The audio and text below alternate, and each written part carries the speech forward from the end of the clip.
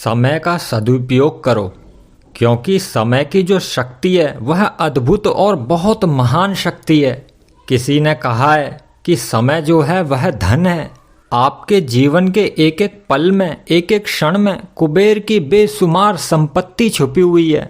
इसलिए अपने समय का उपयोग बड़ी सावधानी के साथ में करो, क्योंकि गया हुआ धन, खोया हुआ स्वास्थ्य और भूली हुई विद्या और छीना हुआ साम्राज्य वापस फिर आ सकता है, परंतु गया हुआ समय, बीता हुआ समय कभी वापस नहीं लौटता।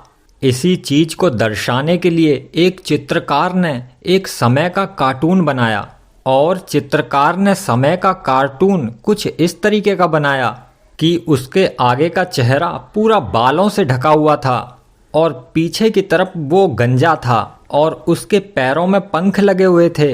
इस अजीब तरीके के चित्र को देखकर लोगों ने चित्रकार से पूछा कि यह किसका चित्र है। चित्रकार ने कहा, यह समय का चित्र है। फिर लोगों ने पूछा कि इसका मुंह ढका हुआ क्यों है। चित्रकार ने कहा, क्योंकि जब मनुष्य के सामने समय आता है तो वह इसे पहचान नहीं पाता, वह इसे देख नहीं पाता। यह सुनकर लोगों ने उससे पूछा, तो यह पीछे से गंजा क्यों है। इस बात को सुनकर लोगों से चित्रकार ने कहा कि समय आते ही इसके बाल पकड़ लो, क्योंकि एक बार समय जब चला जाता है तो फिर वापस पकड़ में नहीं आता। समय बीत जाने के बाद तो आप चाहे करोड़ों रुपया भी खर्चा कर लो, लेकिन वह बीता हुआ समय फिर पुनः वापस नहीं आता। इस बात को सुनकर फिर लोगों ने उससे पूछा, तो इसके पैरों में पंख क्यों लगे हुए हैं। इस बात को सुनकर चित्रकार ने कहा, क्योंकि समय बहुत जल्दी ही चला जाता है, और जब एक बार समय चला जाता है तो उसके बाद उसको देवता तक भी वापस नहीं पकड़ के ला सकते। काफ़ी व्यक्ति सोचते हैं कि अभी जल्दी क्या है, कर लेंगे जब करना होगा, अभी समय नहीं आया है। लेकिन यह बहुत बड़ी भूल है, यह भयंकर भूल है, क्योंकि यदि उठती हुई जवानी में कुछ ना कर पाए तो आगे क्या कर पाएंगे। अभी से, इसी पल से, इसी समय से समय का सदुपयोग करना आरंभ कर दो, क्योंकि जीवन जीना जो है वह बहुत महान काम है, लेकिन जीवन के अंदर जो मिला हुआ समय है वह बहुत ही कम है। इसलिए आज करने वाले कामों को कल के ऊपर मत टालो, कल के ऊपर मत छोड़ो। इसी बारे में वेदों में कहा गया है, कालोह अश्वोह वहति, अर्थात समय रूपी घोड़ा तो भागा चला जा रहा है। अपने समय को ऐसे ही व्यर्थ मत जाने दो। थोड़ी सी भी देर हो जाती है तो गाड़ी छूट जाती है, अगर थोड़ी भी देर हो जाती है तो परीक्षार्थी जो होता है वह परीक्षा नहीं दे पाता। थोड़ी थोड़ी देरों से ही बड़े बड़े साम्राज्य नष्ट हो जाते हैं। इसीलिए भविष्य की आशाओं को कल पे मत टालो, आज से ही उस पे काम करना आरंभ कर दो, क्योंकि अगर तुम ऐसे ही मूर्खों की तरह अपने समय को ऐसे ही बर्बाद करते रहोगे और अपने बहुमूल्य जीवन का समय ऐसे ही आलस्य में गुजार दोगे, ऐसे ही दूसरों से गपशप करने में गुजार दोगे, बिता दोगे और छोटी छोटी तुच्छ चीजें करके समय बर्बाद कर दोगे, बस मनोरंजन में व्यस्त रहोगे, तो यह बात हमेशा याद रखो कि आप सारा समय नष्ट कर दोगे। और अपने मन में यह उम्मीद कभी मत रखना कि आपकी गिनती महान पुरुषों के अंदर होगी। अगर आप समय को ऐसे ही बर्बाद करते रहोगे तो आप कठिनाइयों में फंसते रहोगे और दर दर की ठोकरें खाते रहोगे। देखो, आप अपनी कलाई पे घड़ी तो जरूर बांधते होंगे, परंतु जो भी लोग अपनी कलाई पे घड़ी को बांधते हैं वो सिर्फ अपनी शोभा दिखाने के लिए घड़ी को अपनी कलाई पे बांधते हैं। इसके अतिरिक्त, इसके अलावा वास्तविक उपयोग उसका और कुछ नहीं होता होगा, बस अपनी शोभा दिखाने के लिए अपनी कलाई पे घड़ी बंधी होनी चाहिए।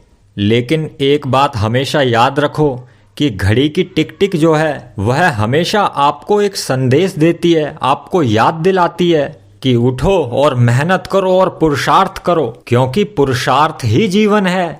हमेशा निरंतर कार्य में लगे रहो, क्योंकि समय बहुत कम है। इसीलिए एक पल को भी व्यर्थ ना जाने दो, हर एक पल का सदुपयोग करो। लेकिन क्या आप उस घड़ी की टिक टिक को, उस घड़ी की प्रेरणा को कभी सुनते भी हो? नहीं सुनते, बिल्कुल भी नहीं सुनते होंगे, क्योंकि आप अपनी कलाई के ऊपर एक घड़ी बांध के रखते हो, लेकिन फिर भी आप स्कूल में लेट पहुंचते हो, देरी से पहुंचते हो। और सिर्फ यहीं तक नहीं, आप कहीं भी जाते होंगे तो देरी से ही पहुंचते होंगे। आप कभी समय पे पहुंच ही नहीं पाते। तो फिर क्या फायदा ऐसी घड़ी पहनने का? यह घड़ी मात्र आपने एक अपनी शोभा दिखाने के लिए पहनी है, या समय की बारीकी को देखने के लिए, उसका सदुपयोग करने के लिए आपने ये घड़ी धारण की है? क्या आपके पढ़ने लिखने का, खाने पीने का, सोने और जागने का कोई समय निश्चित है? और अगर नहीं है कोई समय निश्चित, तो फिर आपका घड़ी बांधने का क्या फायदा? आप ना तो घड़ी को देख के सोते हो, और ना ही घड़ी देख के खाते हो, और ना ही घड़ी देख के पढ़ते हो। तो फिर आपका घड़ी पहनने का क्या फायदा? क्योंकि कोई कार्य समय पे निश्चित है ही नहीं। घड़ी को अंग्रेजी में वॉच कहते हैं, और इसका प्रत्येक अक्षर एक दिव्य संदेश दे रहा है, और वो संदेश है वॉच योर वर्ड। अपने वचनों के ऊपर ध्यान दो, और जो भी मन के अंदर आपने प्रतिज्ञाएं बनाई हैं, उन प्रतिज्ञाओं के ऊपर ध्यान दो और उनको करो। और जो भी आप प्रतिज्ञाएं कर रहे हैं, उन सब प्रतिज्ञाओं का पालन करो। Watch your action. अपने द्वारा किए गए कार्यों पे एक दृष्टि डालो, उन्हें देखो। क्या आप अपने कर्तव्यों को सही तरीके से निभा भी पा रहे हो, या कहीं पे कुछ गलती हो रही है? और तीसरा है वॉच योर थॉट। अपने विचारों के ऊपर नियंत्रण रखो। अपने विचारों के ऊपर नियंत्रण रखो, उन्हें देखो, और अगर वहाँ कोई अशुद्धि दिखती है तो उसे पवित्र करो।